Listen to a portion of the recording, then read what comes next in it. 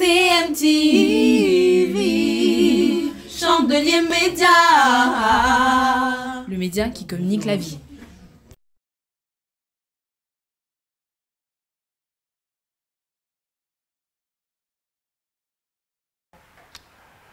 Bonsoir chers amis téléspectateurs, bienvenue dans l'émission Témoignages et merci pour votre fidélité à la CMTV. Nous sommes aujourd'hui dans les locaux de l'association Juifs pour Jésus et nous sommes en présence de notre frère Lionel. Bonsoir Lionel. Bonsoir Daniel. Alors Lionel, nous avons pris attache avec l'association Juifs pour Jésus justement pour échanger autour des activités de cette belle association et effectivement aussi échanger sur votre témoignage parce que vous avez un témoignage de conversion assez édifiant qui, nous le croyons, pourra faire du bien à nos téléspectateurs. Donc nous allons commencer par vous. Nous allons vous demander de vous présenter s'il vous plaît. Alors volontiers, donc je m'appelle Lionel Gimmelfarb. J'ai grandi en Suisse avec des origines assez variées. Mon père est un juif d'Argentine qui a grandi dans la ville de Buenos Aires, la capitale. La famille était arrivée au début du XXe siècle parce qu'il fuyait les pogroms, les persécutions en Ukraine. Et donc, mon père est venu en Suisse dans les années 60. C'est là qu'il a rencontré ma maman, qui, elle aussi, est multiculturelle. Elle est moitié suisse, moitié anglaise. Et donc, j'ai grandi dans la région de Lausanne, au bord du lac Léman, entre lac et montagne. Mon père avait décidé très tôt que Dieu ne l'intéressait pas. Mon grand-père avait déjà fait une partie de ce chemin en estimant que les traditions, etc., concernaient l'ancien monde et que là, on était en Argentine et qu'on vivait en tant qu'Argentin. Il parlait avec ma grand-mère l'espagnol, il était médecin du quartier. La seule fois où le rabbin le voyait, c'était pour le Yom Kippour, le jour du Grand Pardon. Une des fêtes principales. Et mon père a été un pas plus loin. Lui, il voulait être libre penseur, citoyen du monde. Et il ne voulait que Dieu n'ait aucun impact dans sa vie. Et aussi que ce soit la même chose pour ses enfants. Donc, il a voulu que nous n'ayons, avec ma sœur aînée, aucune éducation religieuse. Et c'est ce qui s'est passé. Malgré la séparation assez tôt de mes parents, j'ai vécu plutôt avec ma maman, mais elle a respecté cette volonté de mon père. Donc j'ai grandi dans la région de lausannoise, une enfance assez heureuse. Et c'est au début de l'adolescence, quand j'avais environ une quinzaine d'années, je démarrais une formation professionnelle. J'ai commencé à me poser des questions. Je sentais mon cœur qui était vide. Je sentais que je ne comprenais pas qu'est-ce que je faisais là, quel était le sens de ma vie. Donc c'était des questions existentielles que vous vous posez, mais bien avant que vous vous posiez ces questions, est-ce que vous avez déjà quand même entendu parler de Jésus, vous avez eu des échos sur la religion, ne serait-ce que même à l'école, est-ce qu'on en parlait, est-ce que ça avait suscité un certain intérêt sur la personne de Jésus, etc. Non. Vous n'avez jamais été abordé? Très peu. Alors, il y a eu un tout petit peu ce qu'on appelait à l'école de l'histoire biblique, mais qui était plus vraiment historique. Et je ne connaissais rien sur Jésus. Je n'avais jamais ouvert une Bible et ça ne m'intéressait pas vraiment. J'avais peut-être été dans une église pour un mariage, un enterrement, mais vraiment, voilà, je connaissais rien. Et je suis parti de là à chercher dans différentes directions.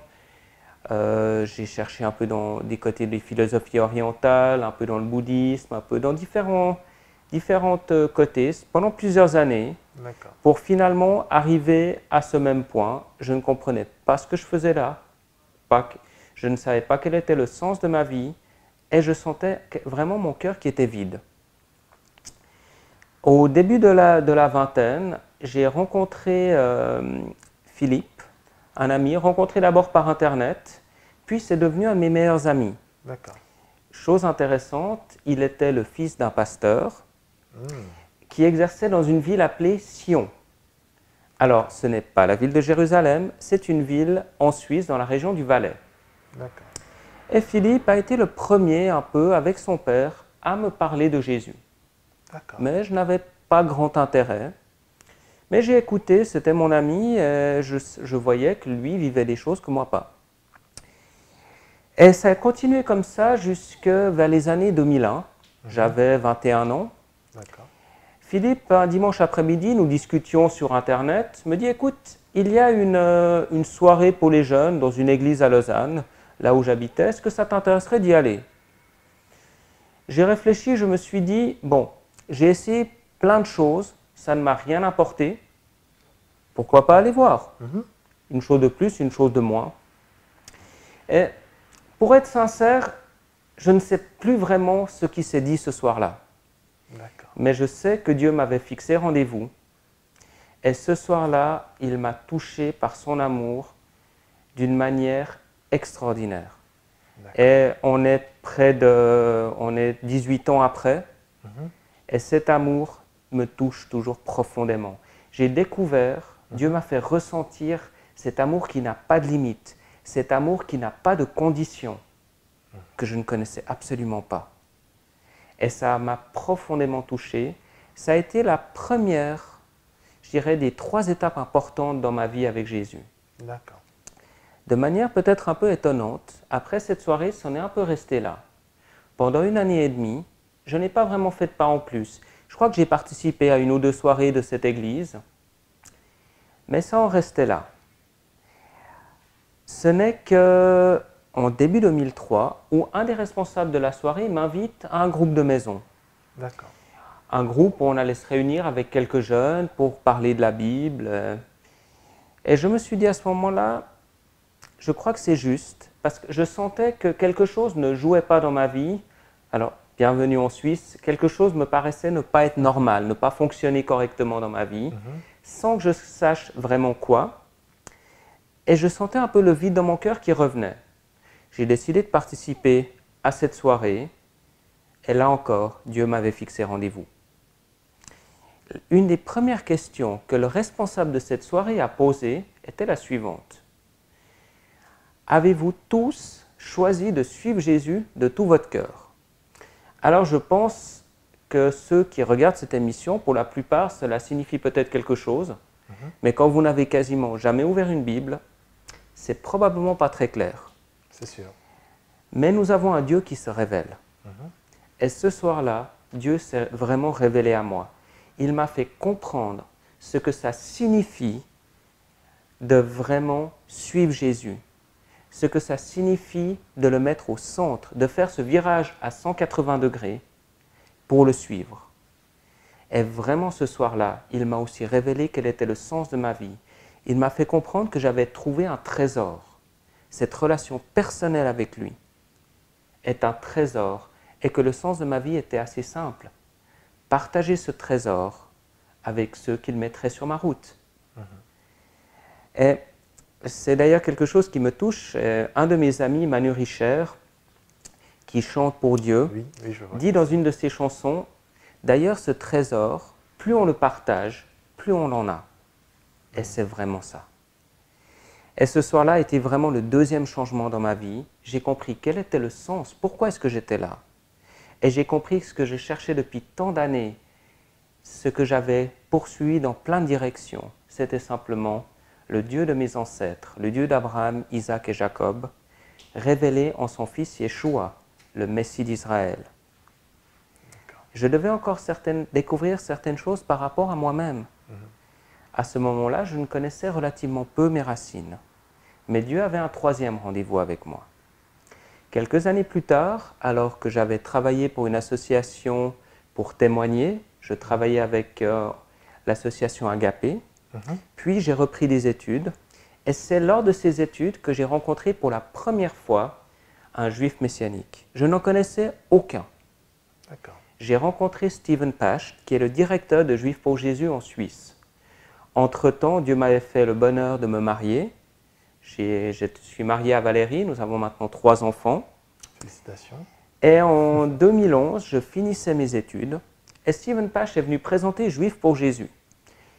Pendant la présentation, il dit, s'il y a si vous connaissez des personnes juives, venez vers moi, j'aimerais parler avec vous. J'ai été vers lui et je lui ai dit, Steven, il y en a un que je connais bien, c'est mon père. Un peu comme si je n'étais pas tout à fait concerné par ce côté-là. Et Steven me dit, écoute, on a cet été une campagne de témoignage à Berlin. Tu parles allemand, est-ce que tu aimerais participer? Comme dans mes études, j'étais en option mission et évangélisation, je cherchais justement ça pour l'été, je devais faire des stages. Et Dieu avait de nouveaux rendez-vous avec moi à Berlin. À Berlin, ça a été la première fois lors de cette campagne où j'ai rencontré de nombreux juifs messianiques. Et Dieu a à nouveau touché mon cœur profondément. Il a touché mon cœur en deux choses. La première, j'ai vraiment eu le désir de découvrir ces racines juives, cette identité, ce qui est un trésor mais que je ne connaissais pas. Et la deuxième chose qui m'a mis sur le cœur, c'est d'être moi-même un témoin auprès de mon peuple. Dieu a son temps. Ces années-là n'étaient pas encore mûres, j'ai eu d'autres expériences à faire. D'ailleurs, pour la petite histoire et l'humour de Dieu, vous vous rappelez peut-être que j'ai dit que le père de Philippe était pasteur à Sion. Tout à fait. Et dans les années 2013 à 2017, j'ai été moi-même pasteur dans cette église à Sion, là où Paul, le père de Philippe, était pasteur. En tant que juif messianique, Dieu a beaucoup d'humour. J'étais pasteur à Sion. Puis Dieu a ouvert les portes, les temps étaient mûrs, et j'ai pu rejoindre l'association Juifs pour Jésus en 2017, durant l'été, pour être un témoin ici à Paris, une des villes au monde où il y a le plus de personnes juives, tout à fait. Sachant qu'à Paris, il y a 300 à 400 000 personnes juives, dont moins de 1% connaissent le Messie d'Israël, Yeshua, qui est notre Messie. Et c'est pour ça que je suis ici, partager ce trésor avec notre peuple juif. En tout cas, je vous remercie, c'est un témoignage vraiment édifiant et je voudrais vraiment revenir sur les 3 rendez-vous que vous avez eus avec le Seigneur. Ces 3 rendez-vous ont un point commun, c'est que quelque part, il y a un vide dans votre cœur qui a besoin d'être comblé. On l'aura compris, c'est l'absence de Dieu dans votre cœur. Oui. Et le premier rendez-vous, quand vous arrivez, comment ça se passe? Est-ce que, du coup, votre cœur est rempli de l'amour de Dieu, de la présence de Dieu? Et jusqu'au deuxième rendez-vous, donc il y a 1 an et demi à peu près qui s'écoule, est-ce que c'est Dieu qui disparaît et qui réapparaît au deuxième rendez-vous, qui disparaît, qui réapparaît au troisième rendez-vous? Alors, comment tout ça, ça s'enchaîne? Alors, je pense qu'entre le premier et le deuxième rendez-vous, Dieu est resté présent, mais si j'avais été touché par son amour, je n'avais très peu compris. D'accord. Je ne connaissais pas encore la Bible, je connaissais peu d'autres chrétiens. J'avais été profondément touché, Dieu avait mis son amour en moi, et cet amour m'avait profondément touché, mais je n'avais pas compris qu'il y avait plus. Et cet amour se manifestait comment? Ce n'est pas la communion fraternelle, ce n'est pas l'échange, ce n'est pas le discours, ce n'est pas la parole de Dieu? Non, c'était un feu dans mon cœur.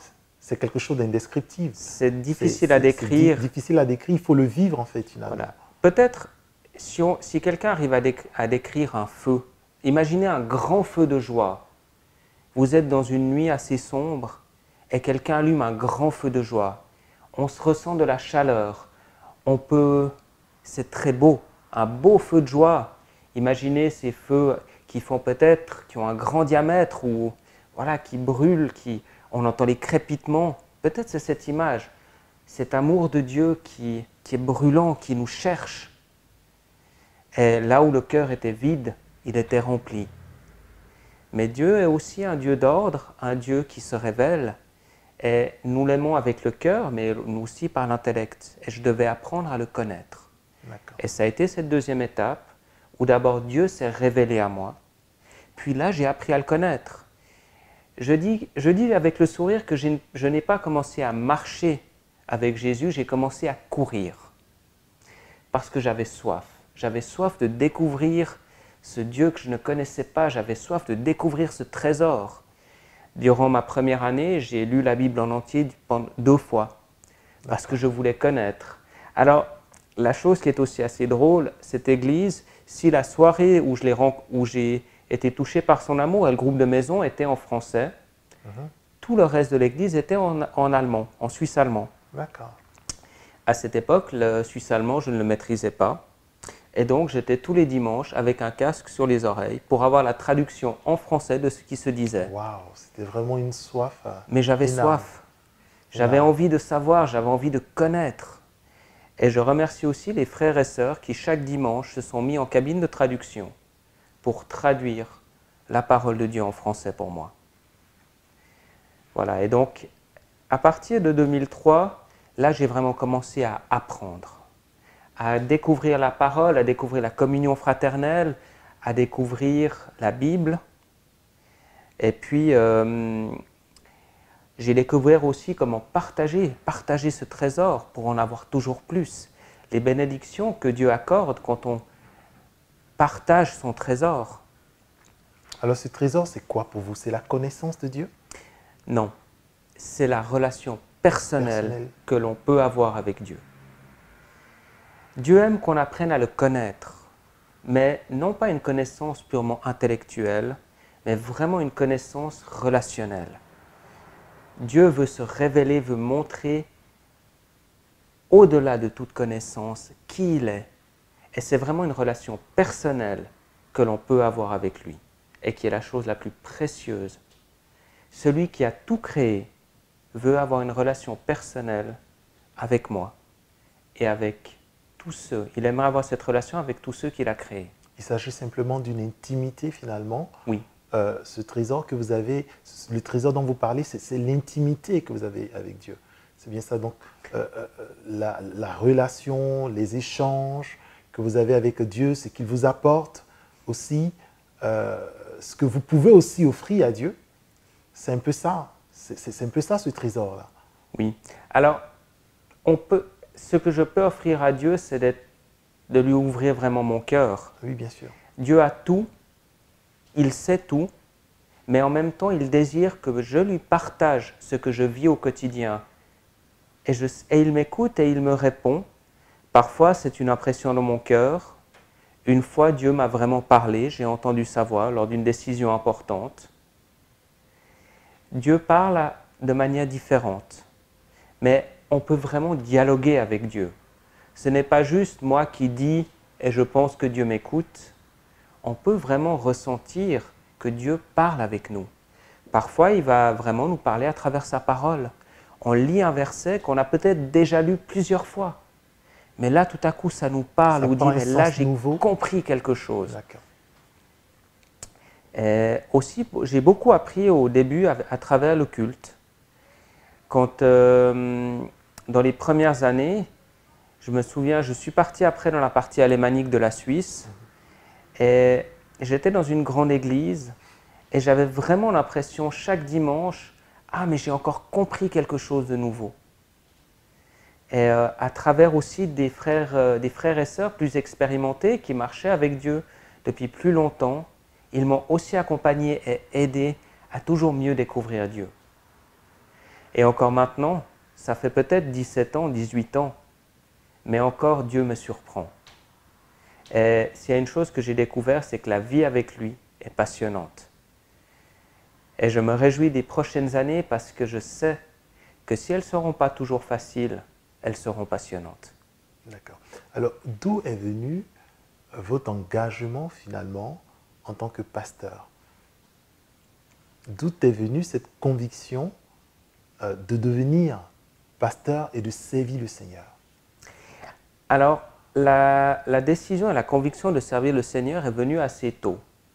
Quand je me suis tourné vers lui, j'ai vraiment eu l'impression que le désir de mon cœur était de le servir. Et j'ai fait quelque chose de symbolique. Ça devait être même les premiers mois où je marchais avec lui. J'ai pris une feuille et j'ai signé en bas. J'ai dit à Dieu, Seigneur, je veux te servir. Avec qui, comment, pourquoi, je ne sais pas, mais je sais que je veux te servir. Je signe ce contrat avec toi et je sais que tu le rempliras. Et ça a été vraiment la base de mon engagement. J'ai toujours voulu être actif, le servir. Ça a été d'abord au sein de l'Église, puis après ça a été au sein d'associations, puis de ma passion est devenu mon métier. Et quand je suis devenu pasteur, j'étais plus un peu un implanteur d'église. c'était toujours cette volonté de partager le trésor. L'église pour laquelle j'ai travaillé était germanophone et voulait démarrer une partie francophone. Nous étions dans un grand quartier populaire avec plein de nationalités. Je crois que c'est un quartier où il y a quasiment 90% de population étrangère, dont peu connaissent Jésus. Et ma tâche était de démarrer une partie francophone et de faire découvrir Jésus aux personnes de ce quartier. Et comment vous vous y êtes pris? Alors, nous avons fait par exemple la fête des voisins, non pas pour un immeuble, mais pour le quartier. Il y a une grande place en béton, une place où on peut faire du sport, qui est au cœur du quartier. Nous avons donné des invitations dans tous les immeubles. Et les gens étaient invités à venir avec un plat de leur pays. Et nous avons échangé comme ça. Ils savaient qui j'étais. Mes enfants étaient aussi scolarisés. Il y avait une petite école au centre du quartier. Et simplement, j'étais souvent là, simplement quand mes enfants jouaient à la place de jeu, à faire des contacts avec les gens du quartier. Et nous avons démarré un club d'enfants le samedi. Et beaucoup d'enfants sont venus, dont je pense plus de la moitié étaient de familles qui n'étaient pas chrétiennes, mais qui aimaient les bricolages, les jeux et l'histoire biblique. D'accord. Alors, il y a un point important également de votre témoignage qui m'intéresse et que vous n'avez pas développé. C'est l'échange que vous avez eu finalement avec le pasteur, le représentant de Juifs pour Jésus en Suisse.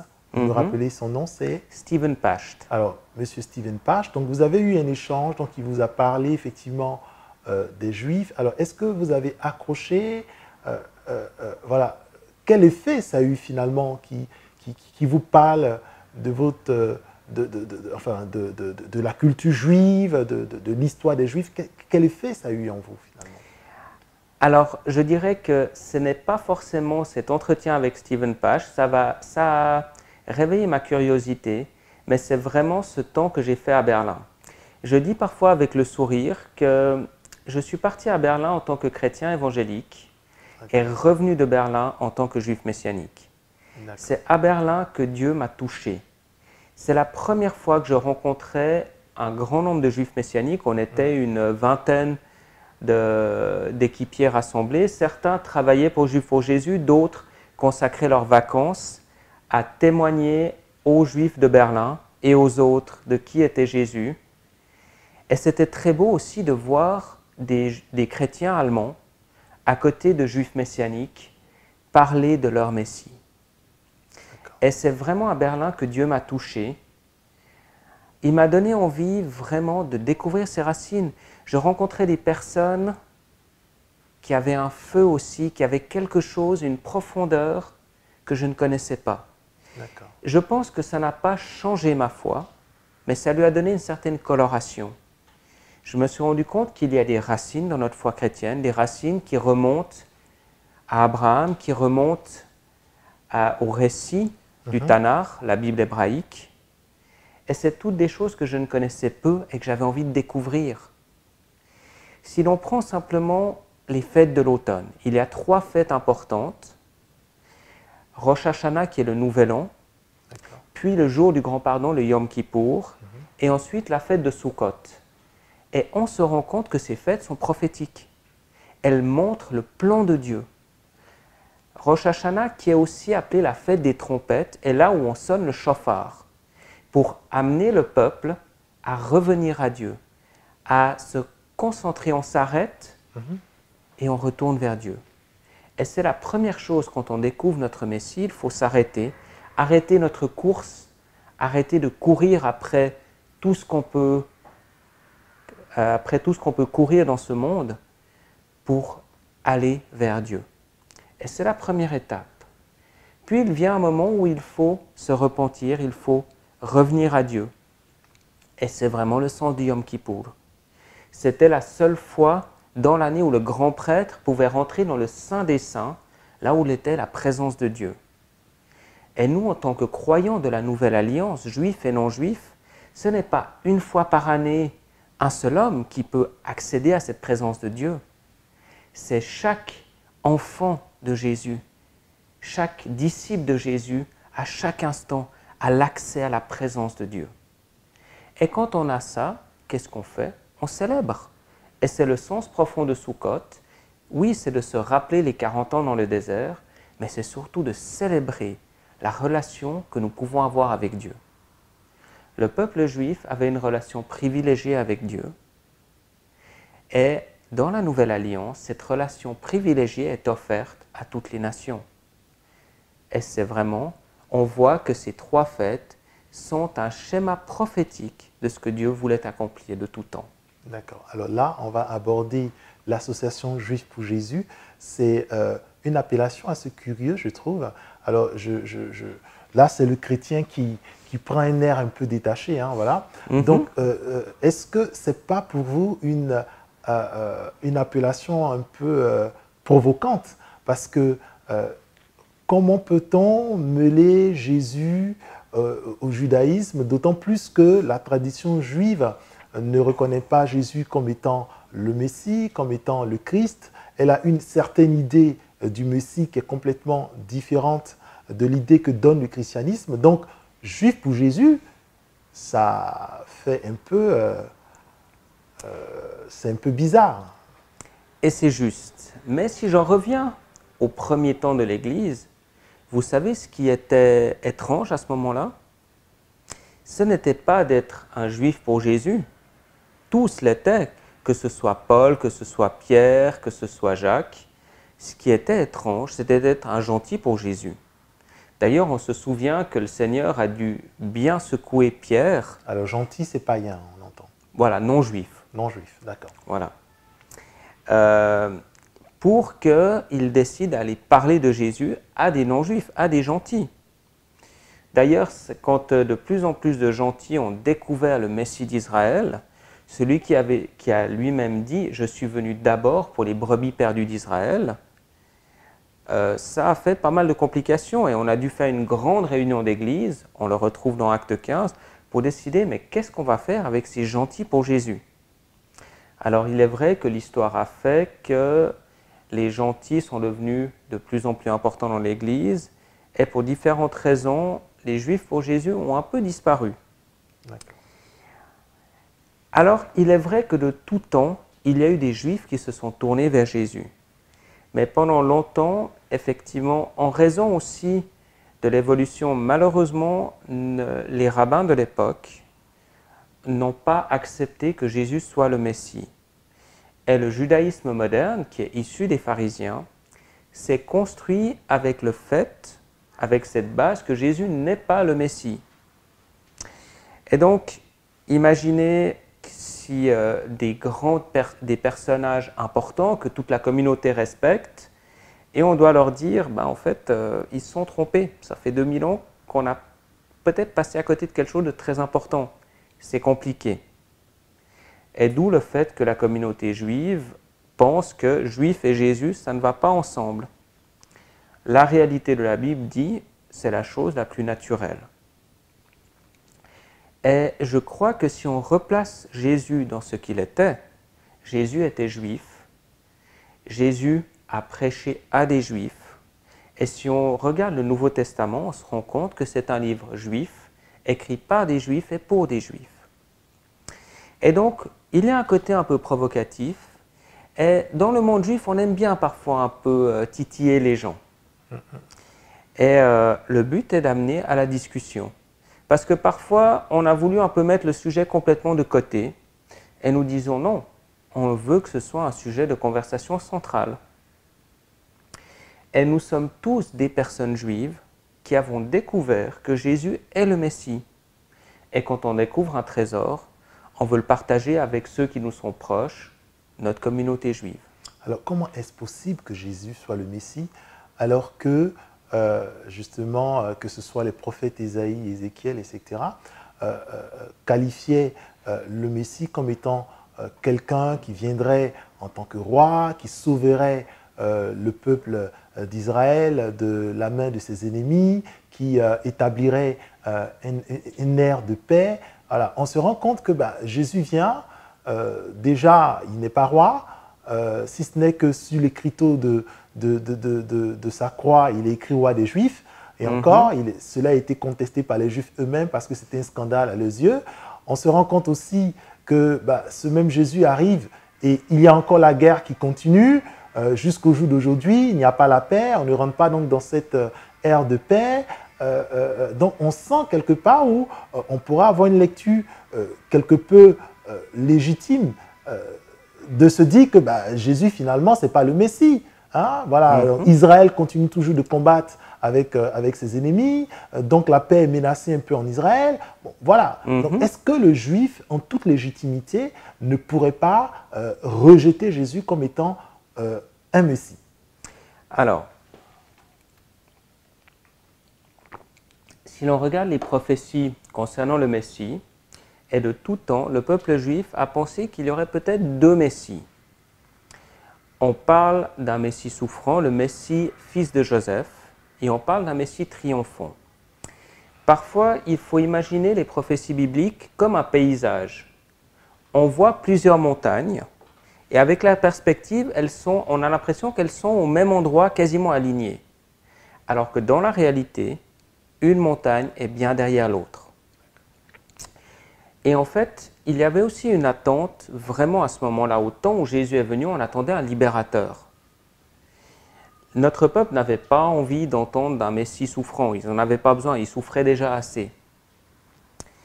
Et donc, Jésus est venu d'abord en tant que libérateur, mais il est venu pour amener une paix qui n'est pas une paix des hommes. Il est venu d'abord amener la paix entre les hommes et Dieu. Comment peut-on avoir la paix entre les hommes si l'homme n'est pas en paix avec Dieu? Et ça a été sa première raison. Il est venu rétablir la paix entre les hommes et Dieu. C'est ce que le prophète Ésaïe avait annoncé au chapitre 53. Il avait annoncé le serviteur souffrant. Et Jésus a dit lui-même, « Quand je reviendrai, je ne reviendrai plus pour la paix, mais je viendrai pour régner et pour juger. » Quand on découvre la vie de Jésus, on se rend compte qu'en fait, ce n'est pas deux Messies, un Messie fils de Joseph et un Messie fils de David, mais c'est un Messie qui vient deux fois. Et la première fois, il vient établir la paix entre Dieu et les hommes. Il vient préparer le terrain pour qu'une ère de paix puisse régner. Mais tant que les hommes ne sont pas réconciliés avec Dieu, il ne peut pas y avoir de paix. D'accord. Donc c'est ce qui explique un peu la difficulté, justement, selon vous, pour le juif, justement, d'accepter que Jésus soit le Messie.